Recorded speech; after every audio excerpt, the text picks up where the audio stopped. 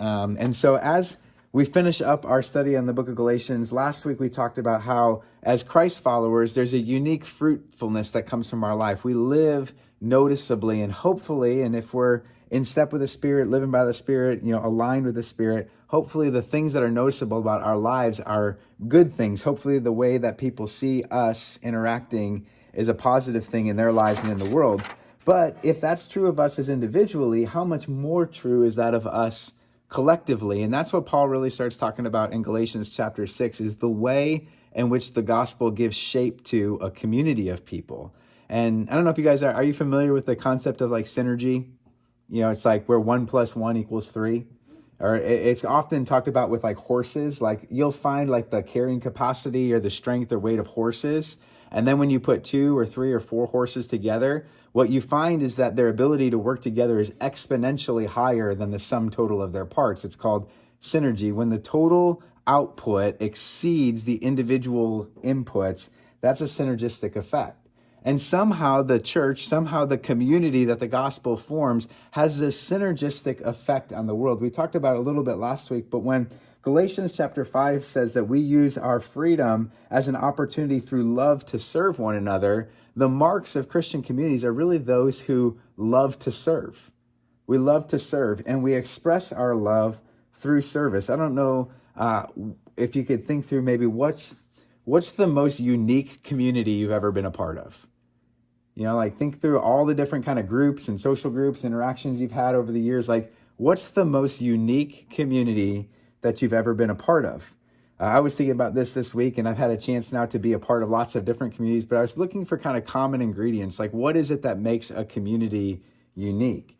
And I started thinking, I'm like, sometimes what makes a community unique is the fact that the people within the community have very little in common.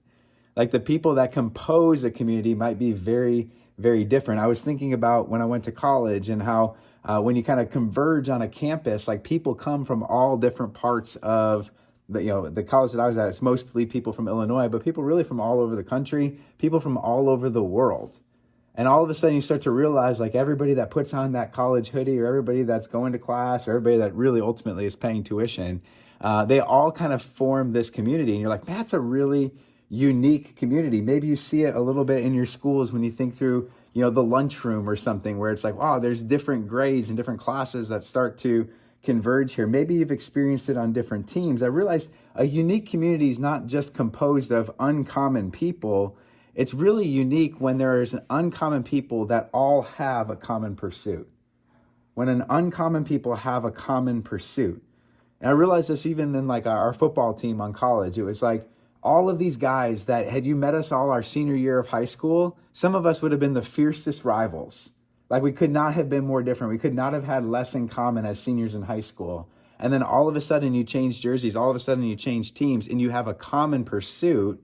And now you start to see that synergistic effect. Now you start to see people working together. I remember thinking that way even academically, like in our bio program. I was a pre-med student. And as we were going through this program, it was like, really, it's crazy because you're kind of competing with each other to get into med schools. But at the same time, you're also working together because the best way to learn is in community with each other, especially in a lab format or something like a bio program. I was thinking about our college graduating class, like the class of 2008. And when we sat down and we were at commencement, and you look across and it's like the different colleges within the university are being announced. It's like I graduated with people that went on to do like music theater and stuff in New York City. I could not have had less in common with them, but we're part of the same graduating class. We were pursuing the same degrees in the same years. And uncommon people with a common pursuit is what makes for a unique community. And so the question tonight really is like, well, what makes the church unique? What is it that makes the church unique? I don't think it's that all of us have a whole bunch of stuff in common. It's not because we all like the same things. It's not because we all think the same ways. It's not because we're all part of the same side of town or we're all from the same town even. Like what makes the church unique isn't all the things that we share in common in and of ourselves. What makes the church unique are the things we pursue, that we have a common pursuit as a community. As a community, we're the type of people, like Paul says in Galatians 6, chapter 2, we're the type of people who bear one another's burdens. Like we want to carry things alongside of each other. We want to lighten the load for one another. In chapter 6, verse 9, it says to not grow weary of doing good. Like we pursue good things as a community. We pursue holy things, beautiful things, powerful things.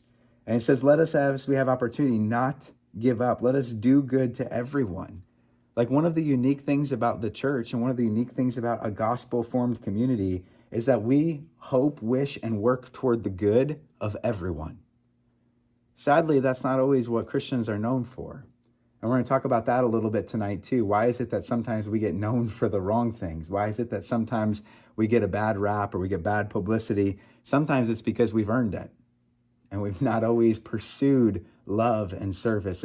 We're not always in pursuit of all things good and beautiful and holy. And so I just want to bring us back as we wrap this whole thing up to the great command as Jesus spoke it in John chapter 13. He told his disciples, his followers, the very first church, he said, here's what I want you guys to know. Here's what I want you to do. I want you to love each other. It's as simple as that. And we said that last week, like, what's the most loving thing that I can do? That's what we're called to as Christians. That's the call. That's the holy pursuit. That's the common cause. What's the most loving thing we can do? Jesus told his disciples, love one another as I've loved you. And then he says, that's how people are going to know you belong to me. That's how people are going to know that you're a Christian. It's going to be in the way that you love one another. And so it seems like a really simple thing to remember, but it can be really hard to practice. And so here's what I want to do, as Vic said tonight, what we're going to get into next is just some time. I want you to go back to Galatians 5. There's some Bibles on the tables, or there's some over there. Go back to Galatians 5. Just read the last two chapters of the letter, Galatians 5 and Galatians 6, with the two themes from the last 2 weeks in mind. How am I individually living a noticeably good life?